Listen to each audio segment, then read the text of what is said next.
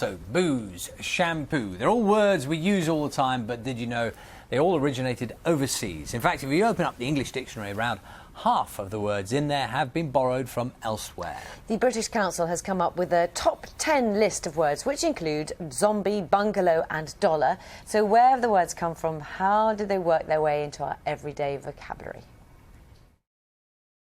Well, what language do you think dollar originated from? Maybe Spanish. When they say that. Just because of the spelling. What about the spelling? Dollar. German, maybe? That is correct. Is it Yes. correct? And the reason why I said that is because I know that ages ago there was a vote in America whether English or German would be their common language, and English won by like 1 or 2 votes. I think that comes from, I don't know, an Asian language, maybe, I don't know, Bengali or something like that. French? What makes you say French? It just sounds a long word, and French have long words, don't they? Scandinavian country, maybe Finland, Sweden, somewhere like that. Booze. I'm trying to think how it sounds. Booze. I know French. Joining us now, Philip Durkin from the Oxford English Dictionary and Susie Dent from Countdown. Very good morning.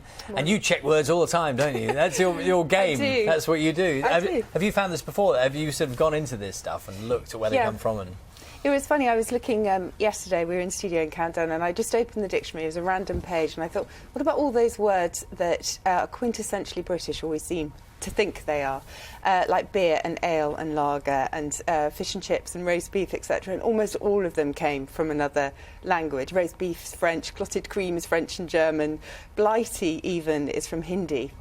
So often they have these invisible histories to them, which we just don't know at all. I'm fascinated by it because they are invisible often, aren't they? Let's just quickly go back to that film. Let's just talk about it. Dollar is from where?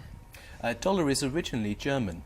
It's actually from a place name, Joachimsthal, a valley where the Joachim Valley, where they dug out the silver from which the first coins of this type were minted in, I think, 1519, and hence you get Thaler in Low German Daler, and that became a very widespread name for a type of silver coin, type of Spanish silver coin used in colonial America.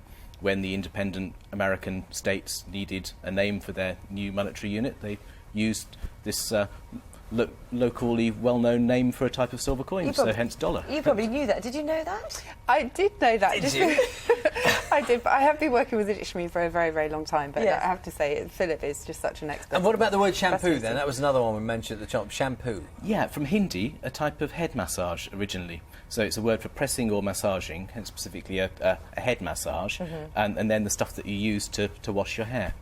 Well, it's like a test we're doing now, isn't it? I wanted to just put to rest one myth, though, that lots of people contacting us about this morning, saying a bungalow was about builders, and I'll try and do it quickly, who were a bit tired or something, wanted to go home and said, oh, let's just bung a low roof on it.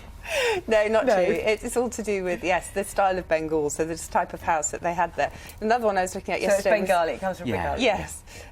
Was forlorn hope, such a sort of English phrase, you would think. But actually that comes from Dutch verloren hoop, which was a lost troop. It's all to do with a troop that went ahead of the other soldiers and were often lost because they were the vanguard, they were often killed. So even the most innocent-sounding phrase actually came from somewhere else. So where then, Philip, if we're looking for English words which have no other derivation as far as we can go back, what words can you come up with? Lots of words in common everyday use go back to Anglo-Saxon times and beyond.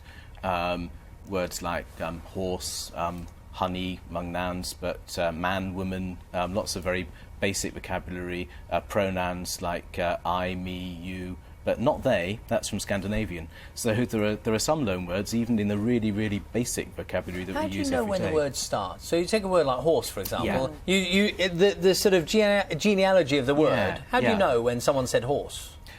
You're looking at the earliest available documents. So we have documents in English that go back to not long after the Anglo-Saxons came to Britain, and you can compare that with other Germanic languages which are closely related to English. So you see if it's there or if it's only here. You can see in German you've got Ross, which isn't the normal word today in German for a horse, but it goes back to an early date, and you can see that these share a common origin, which goes back, in fact, beyond Germanic for those. Yes. So how does it work? I mean, obviously, there are lots of words coming from different places. When do we sort of officially adopt them as well? How do you judge? That's very difficult. I mean, lots of words are sort of semi-naturalised.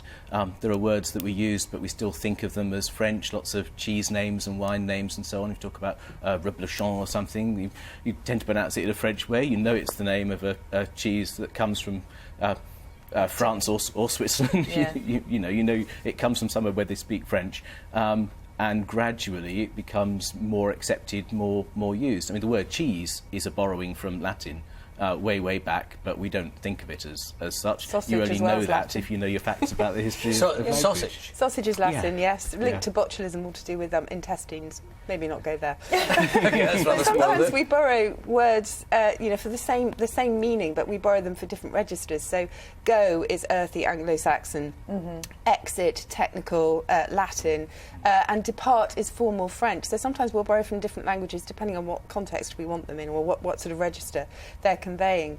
Which is lovely, because so that means that it's plundering. always evolving then, language, isn't it? Always, and we're still, adopting all this time. I mean, I get lots of outrage often if I accept a foreign word that's in the dictionary on Countdown, because Like people say what? it Give us shouldn't an be example. in. What would that be? I'm just trying to think of one that Nick wouldn't have liked quite recently.